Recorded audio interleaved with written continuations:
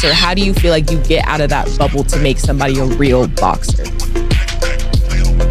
I mean, what he's doing is, I mean, kind of cool. If he can continue to steal money and they match him the way they match him, I can't knock his hustle. So if they can match him the way how they've been matching him. Haven't seen Gervonta Davis in another sexual assault allegation, lawsuits incoming, potentially criminal charges levied. We don't know yet, but we know that fight is up in the air, and I think that fight's not going to happen, and they're going to either have to move the fight back or they're going to have to look to a replacement or both. I don't know. This fight is still technically scheduled for November 14th to air on Netflix, but it's basically hanging on by a thread. But the team, Jake Paul's team, have reportedly gone and contacted all the fighters, and the names that they're looking at contacting to fight as a late replacement. Floyd Mayweather has once again stirred up the boxing world after Gervonta Tank Davis fight was canceled due to his ongoing legal issues. Mayweather has openly called out Jake Paul and stated that if they fight, it will not be an exhibition match but a real professional bout. He also clarified that he will not be moving up in weight just to make the fight happen. This unexpected challenge has created a major buzz among fans, leaving many wondering if Mayweather is seriously preparing for a true comeback. Situation. It was supposed to be boxing Gervonta Tank Davis, a man that weighs 133 pounds or 135. Regardless, it's a man that is way smaller than Jake Paul. So that is just ridiculous, and I'm giving my thoughts on that before anyway. But now it turns out that Gervonta Davis has some allegations about domestic abuse. I don't know too much about the situation, but apparently Netflix have pulled the plug on that fight. It says, here's a tweet I'm reading from Mike Coppinger. As reported, Jake Paul's return could shift to December, with the November 14th Netflix exhibition in jeopardy due to the latest allegations against Gervonta Davis.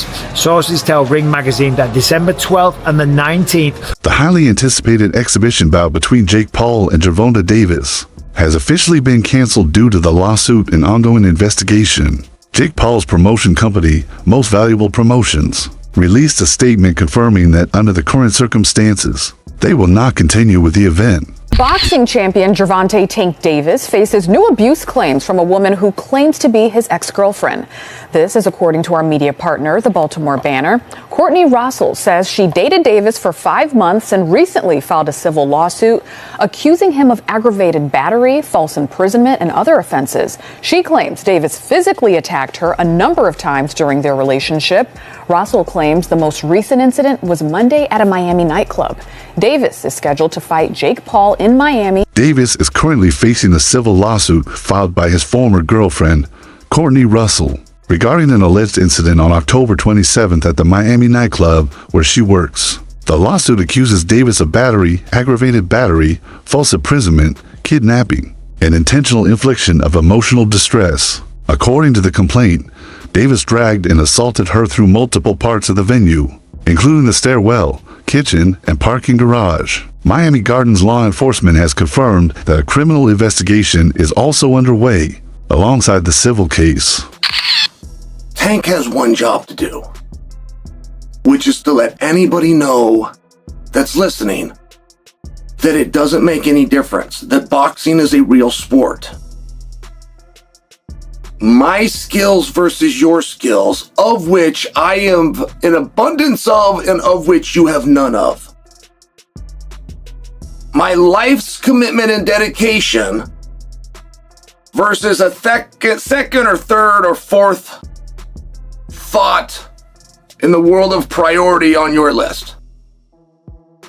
And I used to believe those things. Now, I go back far enough in MMA that I've had my eyes open a number of times. The fact that karate was so incredibly useless, or the fact that Jeet Kune Do was so incredibly useless, like these were not things that I would have bet on when I was in high school. As a wrestler at that time, I would not have assumed that I would fare well in a fight against somebody that knew Kung Fu. We had all been falsely led through Hollywood. Not through competition, not through sport, not through understanding of the game, but just through Hollywood. We were told that those guys were the most dangerous guys. So we then eventually get up to Conor McGregor versus Floyd Mayweather, which had a weight discrepancy, but it was very small. I mean, I watched him weigh in. I want to say it was like... Chael Sonnen recently commented on the situation, stating that he personally contacted both camps to confirm whether the Jake Paul versus Gervonta Davis fight was truly canceled. However, neither Jake's team nor Davis representatives gave him a clear answer. Sonnen said that when both sides remain silent, it usually means something serious is happening behind the scenes. He suggested that the problem may go beyond scheduling and could involve deeper legal and promotional complications. There are many, many people who believe you're the most talented fighter ever, period. So whatever you say to this question, I think is important. Are you impressed? Does he have boxing ability, or is he just an entertainer who has a lot of fans and can promote a fight and has fought lesser opponents? Or is he actually talented? As long as he continues to fight MMA guys and YouTubers, he's gonna continue to look good and shine. But once he fights a real fighter, a real fighter that can really fight, it's not gonna be that good. Does he have the ability, with what you've seen, to continue to mold himself into somebody who can actually? He told me before his goal is to fight Canelo, so that's where his mindset's at. With Tank's fight now in doubt, Floyd Mayweather has stepped forward to challenge Jake Paul. Mayweather has acknowledged Jake's popularity and entertainment value, but has repeatedly said that Jake is not on the level of a real, elite boxer. Floyd has described a fight with Jake as too easy, claiming that Paul would struggle greatly against someone of his skill, experience, and boxing IQ, according to Mayweather. Facing a world-class fighter would reveal the gap in Jake's ability and competition level. Question is just with like Logan Paul and then Jake Paul now fighting Mike soon in the summer, what do you think defines a real boxer? Because I feel like people are still confused on if Jake Paul is a YouTuber boxer or a real boxer. How do you feel like you get out of that bubble to make somebody a real boxer? What he's doing is, I mean, kind of cool. If he can continue to steal money and they match him the way they match him, I can't knock his hustle. So if they can match him the way how they've been matching him.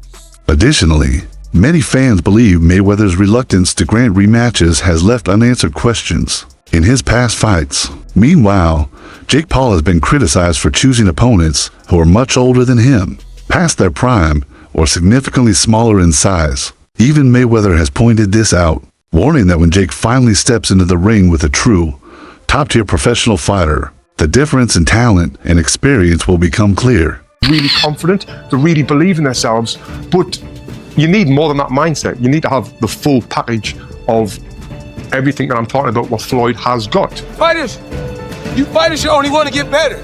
The more you win, the more you should work hard. If you think about losing, you're gonna lose. All I ever thought about was winning. So that's all I know. Floyd would visualize his success before he even stepped into the ring. There was no alternative to him but winning. And this mindset isn't just for boxing, it's for all walks of life. And I've actually done a full video talking about how I used this mindset of visualization to win my Olympic medal. And it was an absolute game changer. Now, Floyd used to use this mindset to ease the pressure that he put himself under.